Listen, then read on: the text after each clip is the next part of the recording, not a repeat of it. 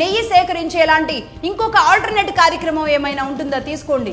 గోవిందుడు అందరివాడు అని ఆయన్ని గ్రామానికి తీసుకొచ్చి గోవిందుడి కళ్యాణం నిర్వహిస్తున్న మనం స్వామివారి కోసం వాడే నెయ్యిని గ్రామాల నుంచి ప్రొక్యూర్ చేసుకునే లాంటి ఒక కొత్త విధానాన్ని తీసుకురండి.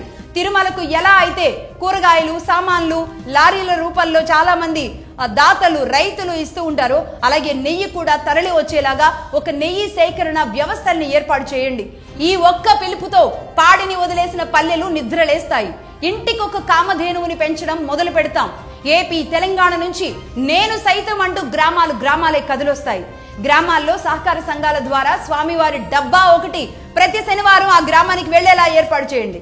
ఆ ఆదాయం ఇదే రైతులకు ఇవ్వండి. అంటే ఏడాదికి 250 కోట్లు మీరు నెయ్యి కొంటున్నారు కదా, దీనిని ఇదే రైతులకి 250 కోట్లు మన రాష్ట్రంలో ఉన్న రైతులకి ఇంకొక రూపంలో అందించినట్టు కాదా?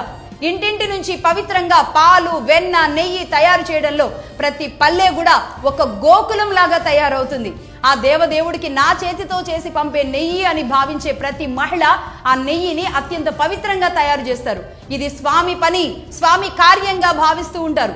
పక్క రాష్ట్రాలకు స్వామివారి ఆదాయాన్ని పంచేదానికంటే మన రాష్ట్రంలో ఉండే మన మహిళల చేతికి ఆ డబ్బుని ఆదాయంగా ఇవ్వండి.